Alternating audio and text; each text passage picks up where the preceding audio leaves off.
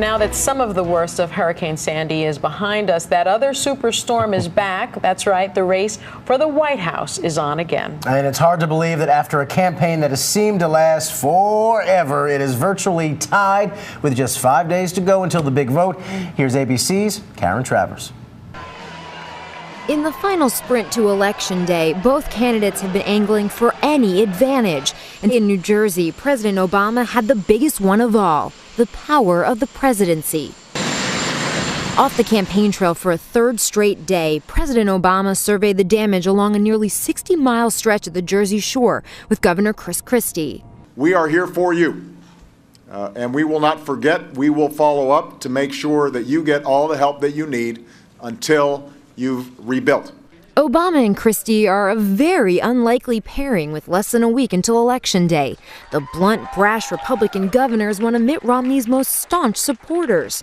But with his state facing historic devastation and a massive rebuilding, Christie welcomed the president's help. He has worked incredibly closely with me since before the storm hit.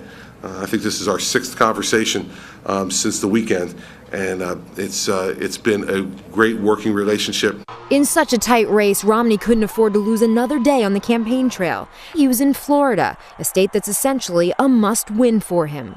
Romney set aside his usual attacks and struck a more subdued, optimistic tone. This is a turning point in American history. His only fleeting reference to the president: It's time to take a new path of bold, aggressive change. It's back to politics for President Obama. He'll make stops in Wisconsin, Nevada, and Colorado. Karen Travers, ABC News, Washington.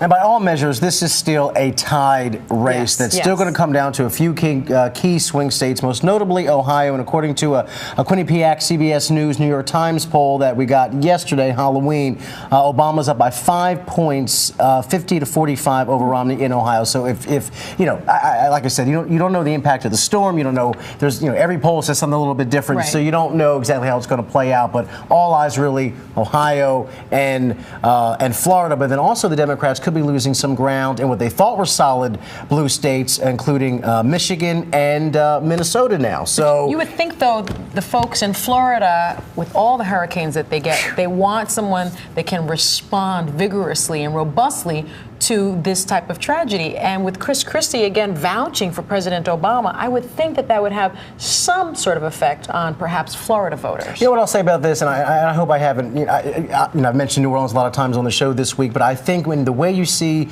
politicians and your local leaders, even media, the wall-to-wall coverage, to me, all of this, living through this for a second time, is proof of how Katrina changed the nation's psychology when it comes to storms, and how many lessons have been learned to those dark days along the Gulf Coast back in 05. You see it playing out in this storm. This is the closest thing we've had to Katrina since since 05. So I think you're seeing it really, the country changed after that storm. No question. And the response on every level has changed as well. So interesting to watch it again, for sure.